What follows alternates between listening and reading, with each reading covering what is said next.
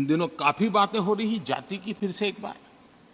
क्यों जरूरत पड़ गई उनको मैं तो नहीं जानता हूं, लेकिन अगर उनको जरूरत पड़ी है तो पहले जरा अपने गरिबान में झांके तो उनको पता चलेगा क्या किया है।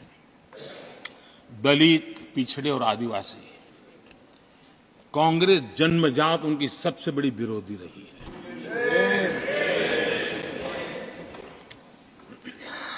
और मैं तो कभी कभी सोचता हूं अगर बाबा साहब न होते ना तो शायद कि एससी एसटी को आरक्षण मिलता कि नहीं मिलता, ये भी मेरे मन में सवाल उठता है। आदरणीय सभापति जी, और मैं ये कह रहा हूं, इसके पीछे मेरे पास प्रमाण है। इनकी सोच आज से नहीं, उस समय से ऐसी है, मेरे पास प्रमाण। और मैं प्रमाण के सिवाय मैं यहां कहने के लिए नहीं आया।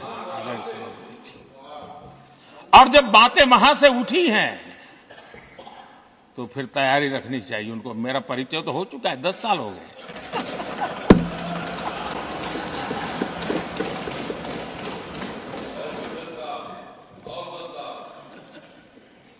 एक बार,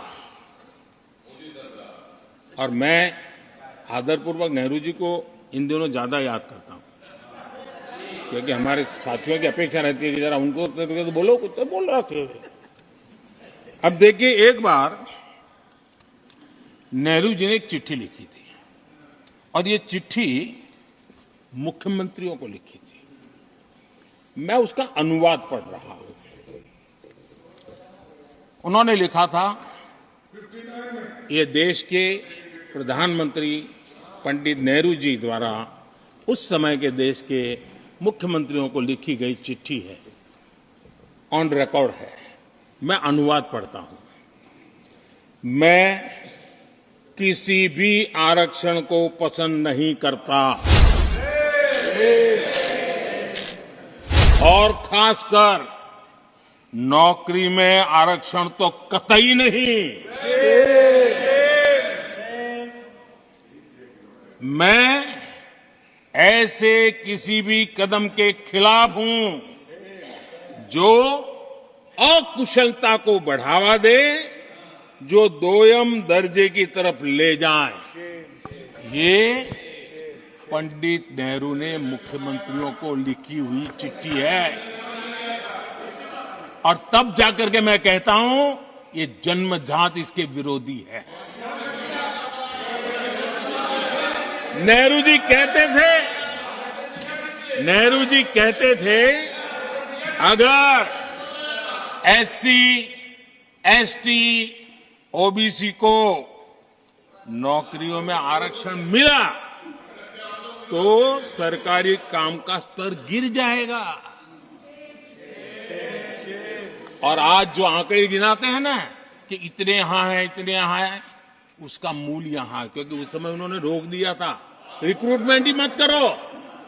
अगर उस समय सरकार में भर्ती हुई होती और वो प्रमोशन करते करते आगे बढ़ते तो आज यहां पर पहुंचते। सभापति जी, ये कोर्ट में पढ़ रहा हूं, आप वेरीफाई कर सकते हैं। मैं पंडित नेहरू का कोट पढ़ रहा हूं।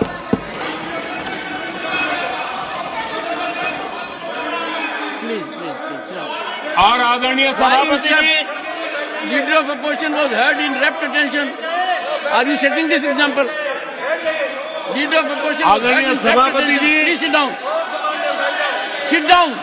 आप तो जानते हैं, नेहरू जी ने जो कहा वो कांग्रेस के लिए हमेशा से पत्थर की लकीर होता है।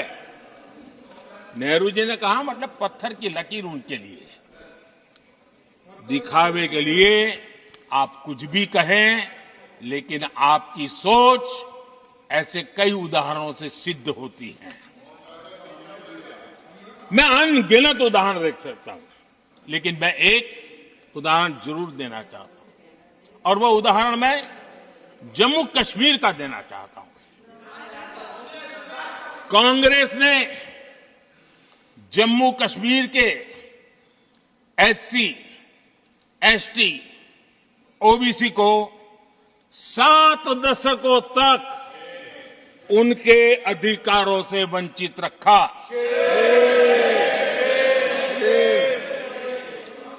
आर्टिकल 370 मैं हम कितनी जीतेंगे उसकी बात अभी नहीं कर रहा हूं। आर्टिकल 370 को निरस्त किया,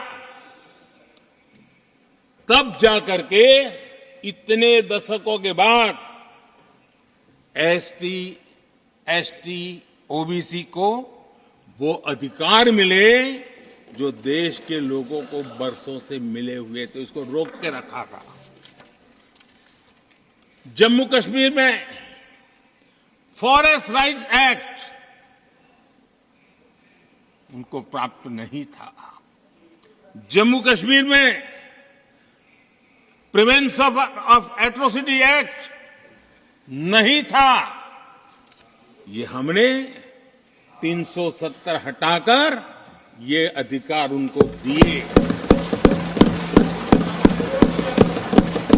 हमारे एससी समुदाय में भी सबसे पीछे पीड़ित कोई रहा तो हमारा वाल्मीकि समाज रहा, लेकिन हमारे वाल्मीकि परिवारों को भी 7 दशक के बाद भी जम्मू कश्मीर में रहे लोगों की सेवा करते रहे, लेकिन डोमिसाइल का अधिकार नहीं दिया गया।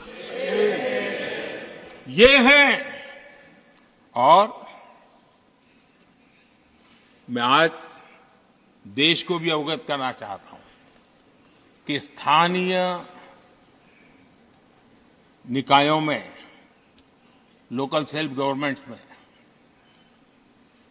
ओबीसी के आरक्षण का विधेयक भी कल 6 फरवरी को लोकसभा में भी पारित होगा।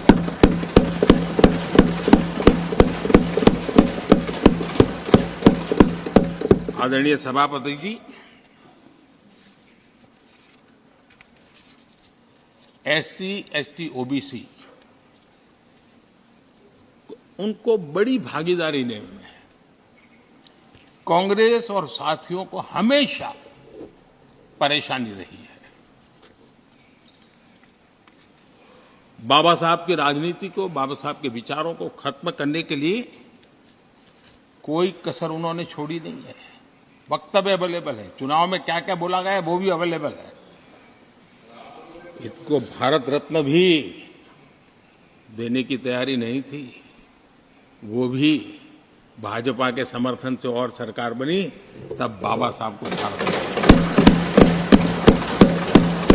इतना ही नहीं, सीताराम केसरी अति पिछड़ी जाति से कांग्रेस पार्टी के अध्यक्ष उठा करके फुटपाथ पर फेंक दिया गया। ओबीसी, वो वीडियो अवेलेबल है, वो देश ने देखा सीताराम केसरी के साथ क्या हुआ। और आदरणीय सभापति जी, इनके एक मार्गदर्शक अमेरिका में बैठे हैं। सभापति जी, इनके एक मार्गदर्शक अमेरिका में बैठे हैं। Sir, only the address will go on record. जो Only address, no. पिछले चुनाव में हुआ तो हुआ के लिए फेमस हो गए थे, और कांग्रेस इस परिवार के काफी करीबी है।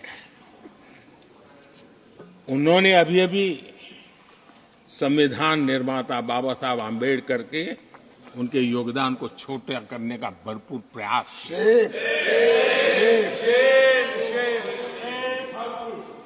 आदरणीय सभापति जी, देश में पहली बार एनडीए ने एक आदिवासी बेटी को राष्ट्रपति बनाने के लिए प्रस्ताव, उनको उम्मीदवार बनाया। आपका हमसे वैचारिक विरोध हो वो एक बात है, अगर हमसे वैचारिक विरोध होता, आपने सामने कैंडिडेट खड़ा किया होता, मैं समझ सकता था, लेकिन वैचारिक विरोध नहीं था। क्यों? क्योंकि हमारे यहां से गया हुआ व्यक्ति आपने उम्मीदवार बनाया। इसलिए वैचारिक विरोध नहीं था, आपका विरोध एक आदिवासी बेटी के लिए था। और इसलिए आपने, और ये जब सांगमा जी चुनाव लड़ रहे, वो भी एक आदिवासी तो नॉर्थ ईस्ट के, उनके साथ भी यही किया गया था।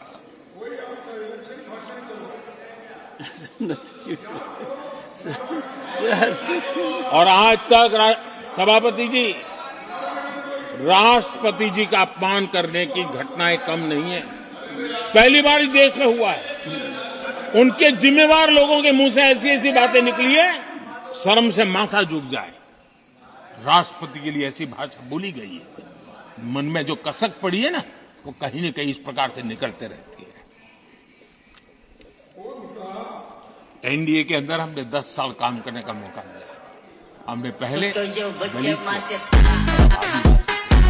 हमने हमेशा, हमारी प्राथमिकता क्या है,